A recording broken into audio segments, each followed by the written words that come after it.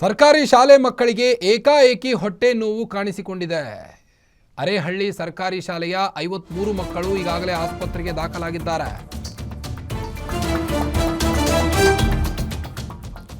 ಸರ್ಕಾರಿ ಶಾಲೆಯೊಂದರಲ್ಲಿ ಮಕ್ಕಳಿಗೆ ಏಕಾಏಕಿ ಹೊಟ್ಟೆ ನೋವು ಮತ್ತು ವಾಂತಿ ಕಾಣಿಸಿಕೊಂಡಿದೆ.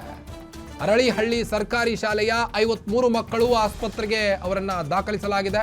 ಶಿವಮೊಗ್ಗದ ಭದ್ರಾವತಿ ತಾಲೂಕಿನ ಅರಳಿಹಳ್ಳಿ ಸರ್ಕಾರಿ ಶಾಲೆಯಲ್ಲಿ ಆದಂಥ ಘಟನೆ ಇದು. ಮಧ್ಯಾಹ್ನ ಊಟದ ಬಳಿಕ ಮಕ್ಕಳಲ್ಲಿ ಕಾಣಿಸಿಕೊಂಡಂಥ ಹೊಟ್ಟೆ ನೋವು. ತಕ್ಷಣ ಮಕ್ಕಳನ್ನು ಭದ್ರಾವತಿ ತಾಲೂಕು ಆಸ್ಪತ್ರೆಗೆ ದಾಖಲಿಸಿದ್ದಾರೆ ಶಿಕ್ಷಕರು. ಭದ್ರಾವತಿ ಆಸ್ಪತ್ರೆಯಲ್ಲಿ ಮಕ್ಕಳಿಗೆ ಚಿಕಿತ್ಸೆ ಮುಂದುವರೆದಿದೆ. ಸ್ಥಳದಲ್ಲೇ ಬೀಡು ಬಿಟ್ಟಂಥ ಭದ್ರಾವತಿ ಬಿಇಒ ನಾಗೇಂದ್ರಪ್ಪ ಅವರು ವಿದ್ಯಾರ್ಥಿಗಳ ಆರೋಗ್ಯವನ್ನು ವಿಚಾರಿಸ್ತಾ ಇದ್ದಾರೆ.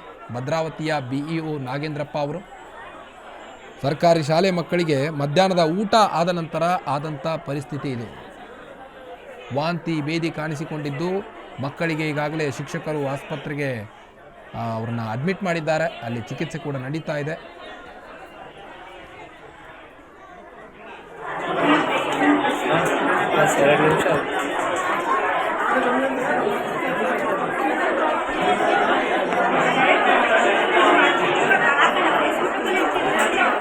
ಗ್ಯಾರಂಟಿ ನ್ಯೂಸ್ ಅಲ್ಲಿ ಬರುತ್ತೆ.